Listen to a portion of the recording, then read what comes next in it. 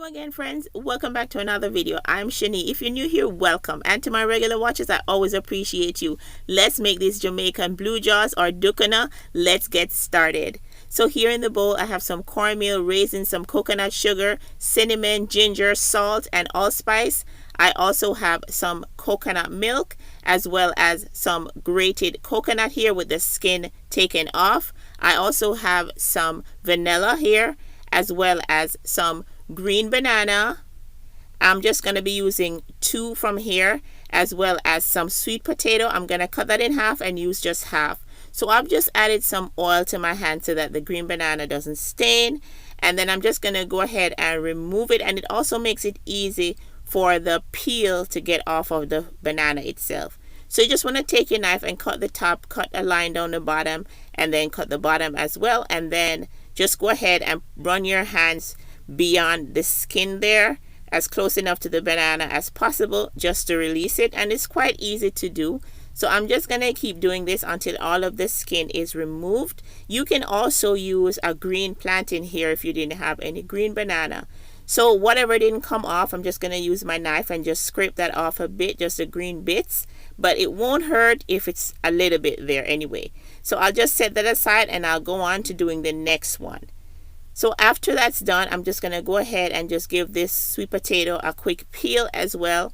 And then this does not take long. I'll just go ahead and cut this up, and then we're going to be dicing this up. But you can also go ahead and grate this up. So it's just easier for me to use this in my food processor. So after peeling this, I'll just go ahead and make a rough chop and add it to my food processor. So if you are new here, welcome. My name is Shani. Please don't forget to subscribe before you go if you like what you see. So into my food processor, I'm just going to go ahead and add in the coconut milk. That's going to help me to blend this up. And this is going to take about a minute or so with this high-speed food processor. So I'll just keep blending to a grounded fine paste, like what would resemble grating if I use the fine part of the grater. So this looks good. So now I'm going to go ahead and add this to the rest of my ingredients. So I'm just going to whisk everything up here. So I'm using the coconut sugar, but you can also use regular sugar if that's what you prefer. So now I'm just going to go ahead and add in that grated coconut as well as our blended up banana and sweet potato. So I'll just get that in there, and I'll just add the remaining of the coconut milk, and that's going to help me to bind this in, as well as my vanilla. So just go ahead and pour all of your ingredients in and just give this a nice good stir just to incorporate everything. If you've never tried this before, it is so tasty. You're gonna absolutely love it. And you can also make a savory one. Just leave out the sugar and the raisin and go ahead with the same process. So just give that a stir and set it aside. Alright, so here I'm gonna be using some banana leaves, which is traditional to wrap these in. So I'm just gonna go ahead and this is about 4, so I'm gonna be using about 2 for this recipe. So I'm going to be parsing this on the fire a little bit, so that makes it easy to work with without it falling apart. Okay, so over open flame, just go ahead and drop your banana leaf over it and just pass it over it pretty quickly. Just be careful not to touch the flame, but this is something that I'm used to. But if you're not used to it, just be gentle while you're going and to be careful. So I'm just going to be passing it over the fire on the back and on the other side as well. And like I said, this helps it to be pliable and that you can use it, fold it, and so on, so that it doesn't break.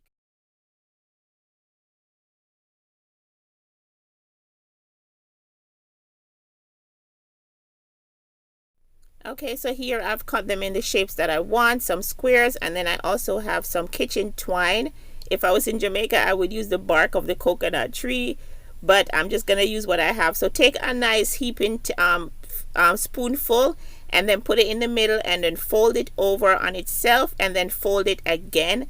Just we're making like a little parcel, and then we're going to use our kitchen twine to tie it. So just go ahead and place your twine underneath and then give that a good twist around and then flip it over and then make your tie on the back side of that. So you're going to make a nice knot so that it doesn't loose out when you're done with it. So this is a nice cute parcel here, And I'll just go ahead and make another one quickly to show you what it looks like. Okay, so here I basically just patched it. So I just put a little piece over that little opening there, and then I'll just go ahead and add in another tablespoonful.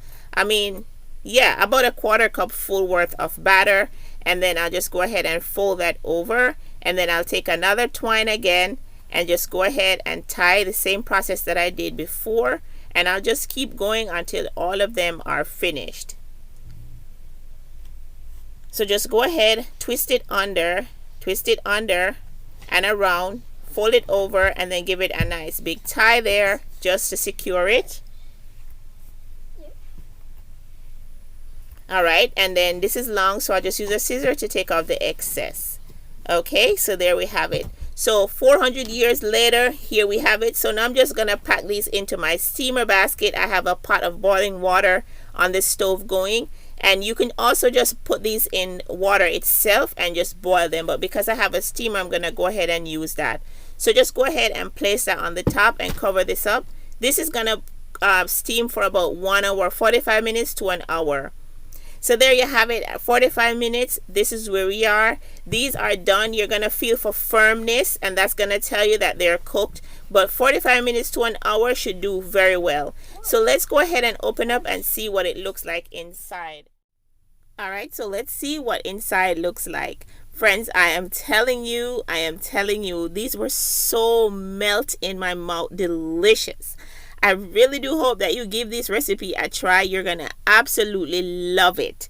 So thank you so much for watching. Please don't forget to subscribe before you go and give me a thumbs up. I really appreciate it. Yum.